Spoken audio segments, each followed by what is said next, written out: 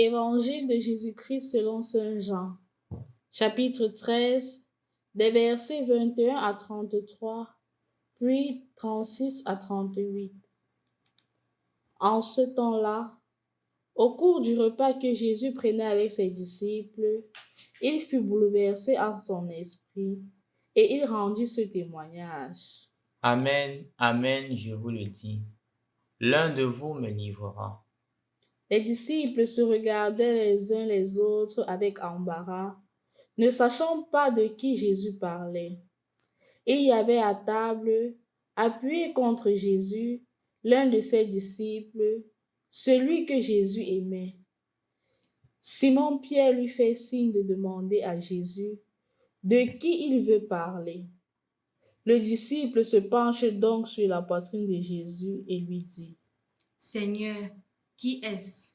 Jésus lui répond: C'est celui à qui je donnerai la bouchée que je vais tremper dans le plat.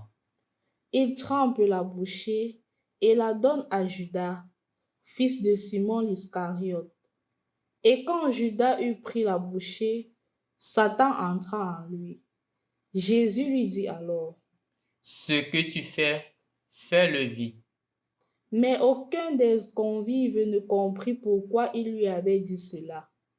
Comme Judas tenait la bourse commune, certains pensèrent que Jésus voulait lui dire d'acheter ce qu'il fallait pour la fête ou de donner quelque chose aux pauvres. Judas prit donc la bouchée et sortit aussitôt. Or, il faisait nuit. Quand il fut sorti, Jésus déclara: Maintenant le Fils de l'homme est glorifié, et Dieu est glorifié en lui. Si Dieu est glorifié en lui, Dieu aussi le glorifiera, et il le glorifiera bientôt. Petit enfant, c'est pour peu de temps encore que je suis avec vous. Vous me chercherez, et comme je l'ai dit aux Juifs, là où je vais, vous ne pouvez pas aller. Je vous le dis maintenant à vous aussi. Simon-Pierre lui dit: Seigneur, où vas-tu? Jésus lui répondit: Là où je vais, tu ne peux pas me suivre maintenant. Tu me suivras plus tard. Pierre lui dit: Seigneur, pourquoi ne puis-je pas te suivre à présent? Je donnerai ma vie pour toi. Jésus réplique: Tu donneras ta vie pour moi? Amen, amen, je te le dis. Le coq ne chantera pas avant que tu m'aies régné 3 fois. Au nom du Père et du Fils et du Saint-Esprit. Amen. Loué soit Jésus-Christ. En ce mardi de la Semaine Sainte, je voudrais que nous nous appesantissions un peu sur le personnage de Saint Pierre.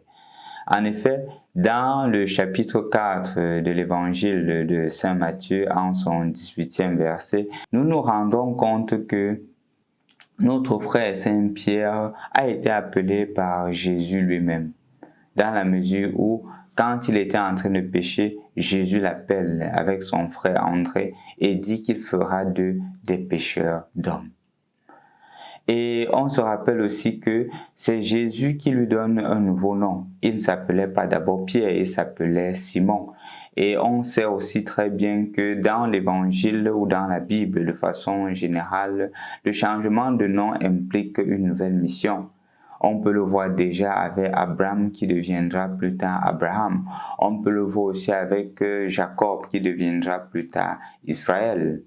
Et en effet, c'est ce même Pierre qui aussi plus tard dans le même évangile est capable de définir Jésus comme le Messie, comme le Messia, comme l'envoyé de Dieu. Quand Jésus demande aux yeux des gens: qui suis-je? Quand on commence à dire tu es Jérémie, tu es un prophète d'autrefois, tu es Élie, il dit pour vous qui suis-je? Le silence naît. Et c'est ce même Pierre qui dira non, tu es le Messie. Quand les disciples dans l'évangile de Saint Jean décident d'abandonner Jésus, et Jésus dit vous aussi, voulez-vous vous en aller?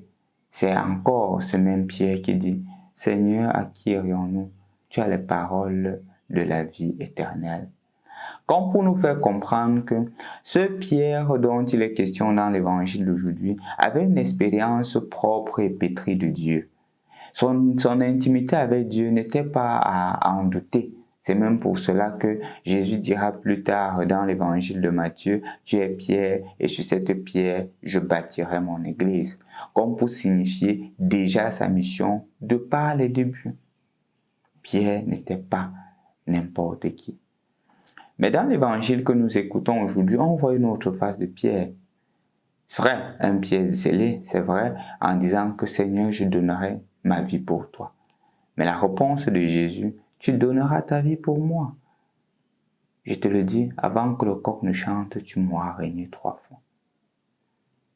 Donc dans l'espace très réduit, tu auras eu le temps de me régner, pas seulement une fois, pas seulement 2 fois, mais 3 fois. Chers frères et sœurs dans le Christ, c'est ce que nous allons d'ailleurs remarquer, que Pierre aura le mérite d'avoir régné Jésus. Et non seulement ayant régné Jésus de façon simple, ou peut-être en face des autorités, il va le régner en face d'une femme. Les femmes, comme nous l'avions vu dernièrement, quand on parlait de la femme samaritaine en distinction entre l'espace public et l'espace privé, les femmes qui étaient considérées comme des moindres que rien dans la société, Pierre aura peur d'elles. Quand elle dira « D'ailleurs, tu es galiléen », Pierre va dire « Ce n'est pas moi ». Toute la grandeur de Pierre s'éteint devant la femme.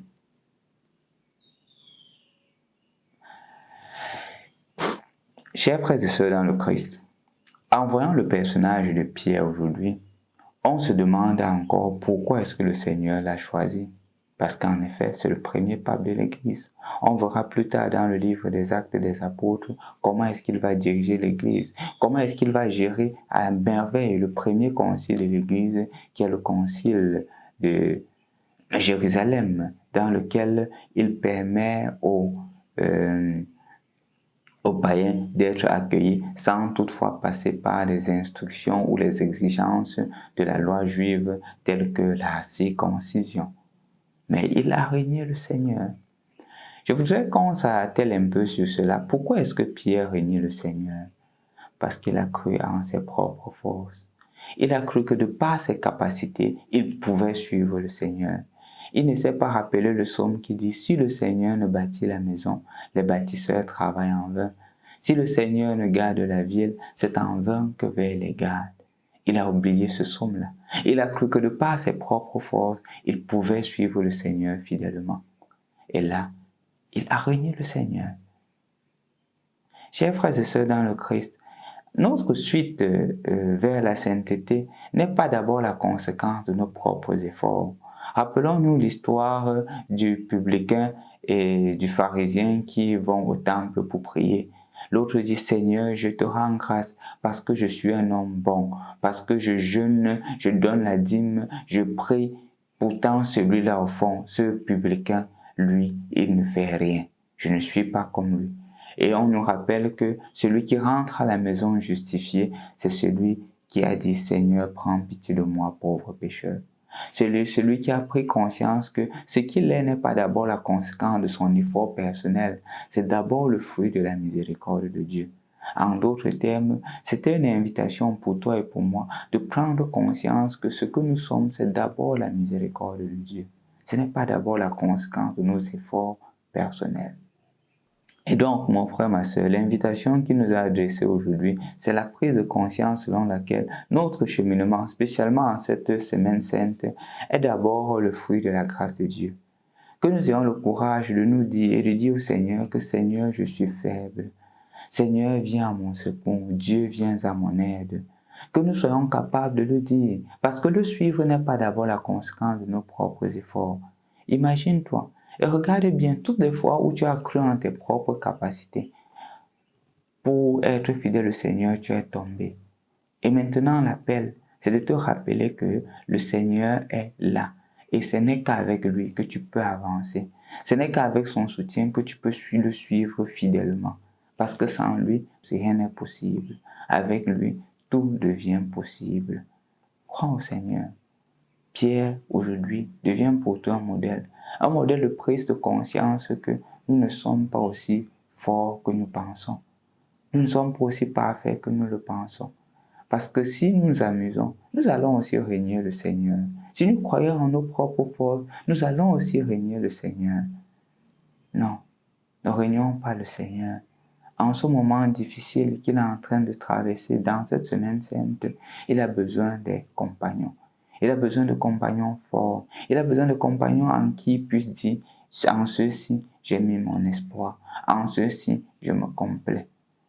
Tu veux complaire le Seigneur. Tu veux que le Seigneur mette son espoir en toi. Mets ton espoir en lui. Prie aujourd'hui pour toutes ces personnes-là qui se croient infaillibles, pour toutes ces personnes-là qui croient que sans eux, le monde ne peut pas avancer.